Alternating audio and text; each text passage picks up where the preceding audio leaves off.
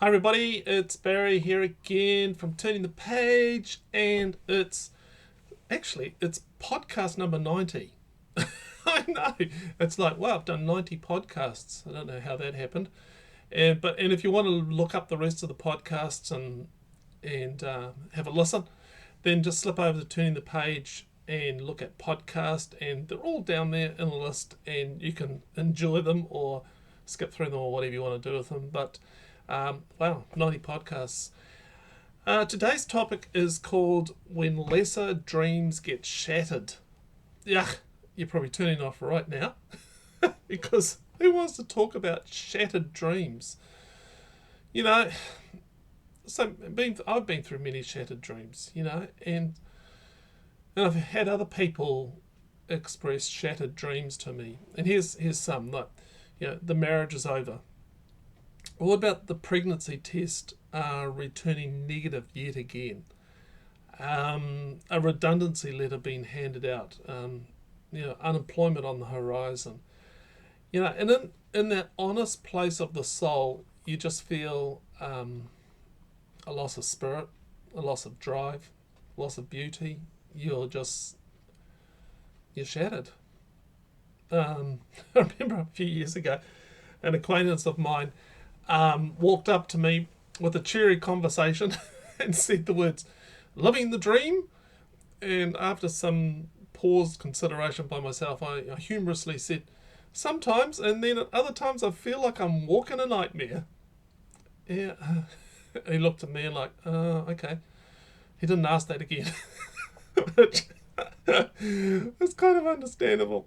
Um, but live life honestly, and you know that dreams get shattered, and you probably have had dreams shattered. And shattered is an interesting word, and you think of a window and how like a single little stone can hit the hard, beautiful, transparent surface, and it can just create an absolute shattering, a crack, another crack, and you know how the old car windscreens, if a stone hit, it would just go boof and just be shattered all over the place. Well, modern car windscreens don't do that, fortunately, but it was quite an experience. But the glass, it loses its sort of structural integrity, doesn't it? And then it bends and it flexes, and then it crashes to the floor. 1,000,000,000 little fragments of what was once oneness. And there's a grief, a loss, a mourning, and all of that's appropriate and needed if we want to glean something good out of all the shards of glass and dust and mess. You know what? Jesus told this really interesting story of two house builders. Both had a dream home they were building, and it was going to be their place of security, warmth, and investment.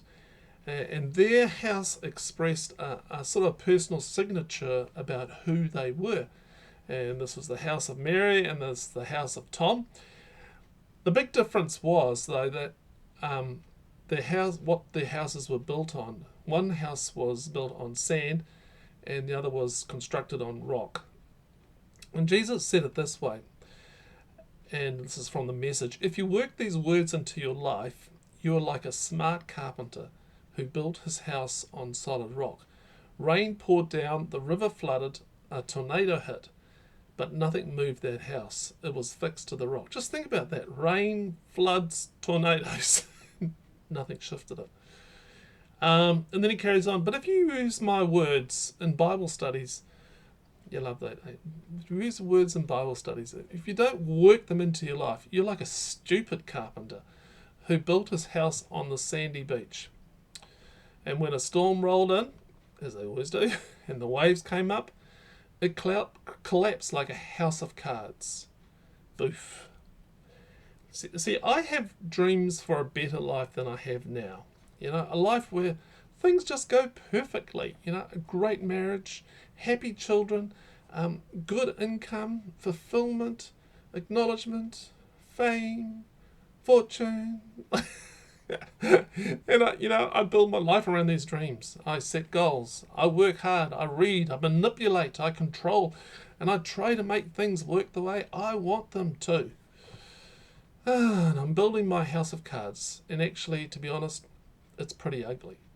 Yes, it's functional, acceptable to others, normal, boring, and there's nothing of supernatural glory with it. There's no signature of Christ on it. And then a storm begins to build, and they always do.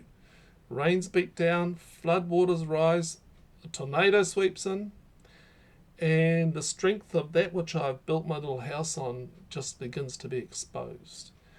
And the sand grains of collected foolishness, they begin to lose their sense of energized connection.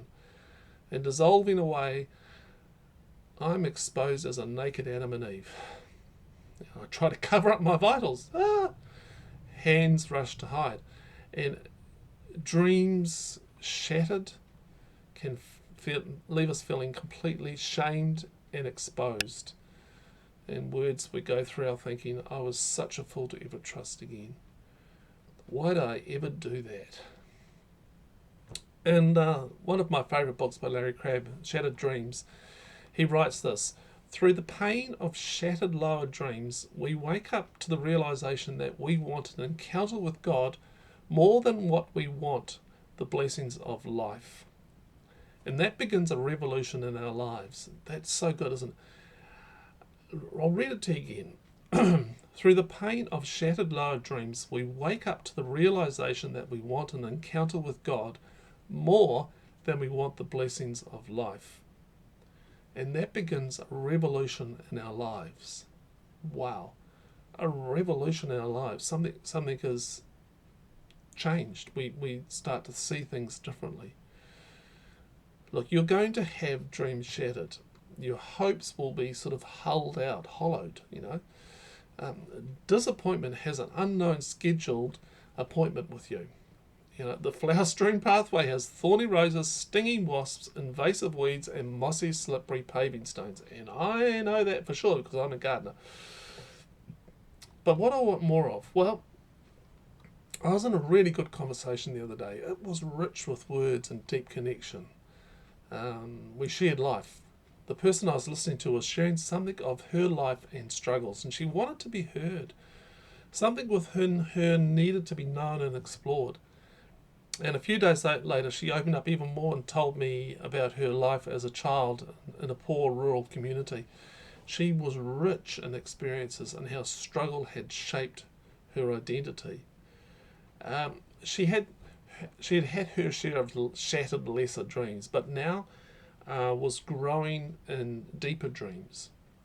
I have dreams of having deeper, richer conversations with people I care about. That's a higher dream, one that really excites me. Have you heard of the term dream merchant? Well, I think a dream merchant probably has conned you. I have been. They sell you a dream. And here's a definition I found.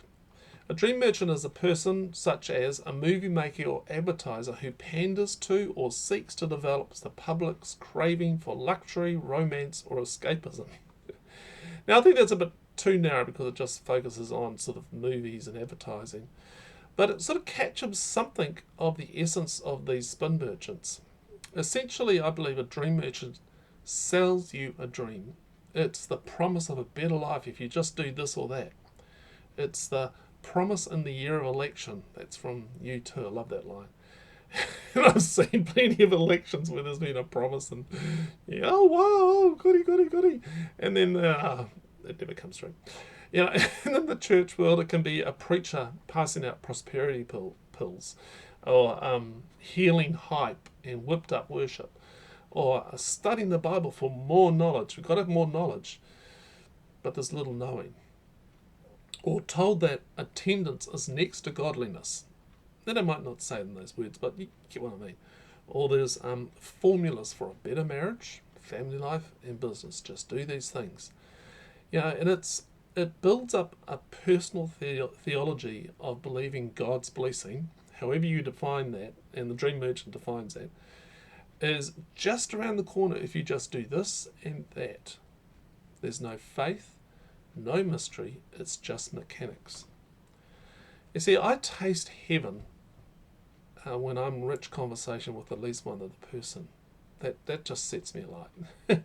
C.S. Lewis said, put first things first and we get second things thrown in.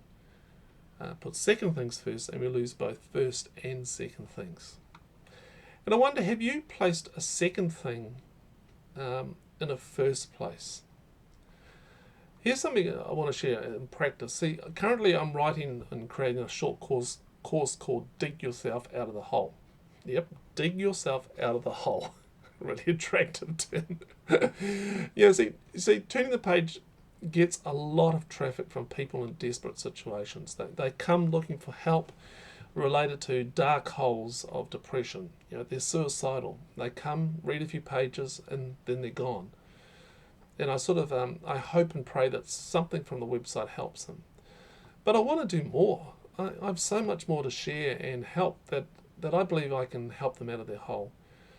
But there's a dream merchant within me that fills me with dreams of helping thousands of people, making lots of money out of this pay what you want course and changing the world. You probably get emailed every day like I do with, just do this course, do this thing, and you'll do this, you'll get this. And they're just dream merchants. You see, that dream of helping thousands of people, making lots of money, blah, blah, blah, I actually think that's a second thing that my dream merchant wants me to make a first thing. It's a dream, actually, that's lining up to be shattered. And I can see it coming. But there's also another dream merchant, a poor but wise one, and you can look up the reference. I love that little parable in Ecclesiastes 9. And this particular dream merchant is a good dream merchant and says, do it for one and leave everything else up to God. Doesn't sound exciting, but it's honest. And you see, if my listening intent is on the dream merchant selling me fame and glory, I will lose focus on the wisdom offered through the discernment of the poor but wise dream merchant. You see, if I focus on the second things, I'll lose both second and first. As I wrote this, I remember the story of 10 lepers that got healed by Jesus in Luke 17, and only one, and they all took off, and then only one realised that he'd got healed and decided to come back to Jesus and, proclaim praise. You see, the others, they had their lesser dream, their healing fulfilled, but only one tapped into the greater, the deeper, the first thing, and they returned and gave praise. Look, some dreams need to be shattered, and I pray that God will smash any dreams that are not connected to God's greater good for me. You've had dreams shattered, I know for certain, because everybody does. Things haven't worked out the way you planned for or hoped for. The question is, how did you respond after the dream shattered into a million fragments? Was there anger, disappointment, a loss of trust in yourself, others, God? Perhaps you shook your fist at God. By the way, He's okay with that, or they're fine with that. Maybe there was a dust yourself off attitude and then thrown yourself back into the fight. Can I suggest that you ask yourself some deeply reflective questions? Number 1, what is truly a first thing for you? Number 2, what are the second things? Number 3, what were the deepest desires hidden under the dream that you held so dear? And number 4, who are the dream merchants you have been listening to? 5, what dreams do you need to quietly relinquish a tight grasp of? And what I mean by that is just, you've got a tight grasp of this is what I want. What dreams do you need to just let go of? What might come back to you if you simply let the second things go and fly free? And number 7, what is a dream that can only be received via some sort of supernatural God intervention. Yeah, and that comes as a thought from a quote from Larry, where he says, supernatural goals need supernatural resources. And so often I think we hold on to, there's a dream that God has for us, but it's only going to happen through God and when we surrender to God our lesser dreams. Look, some dreams need to shatter to allow other dreams to come into view. Here's some quotes. As I said, supernatural goals need supernatural resources. Larry Crabb. And the greatest blessing is no longer the blessing of a good life. It never was. It is now the blessing of an encounter with God. It always has been. And our shattered dreams are never random. They are always a piece in a larger puzzle, a chapter in a larger story. Pain is a tragedy, but it's never only a tragedy. For the Christian, it's always a necessary mile on the long journey to joy.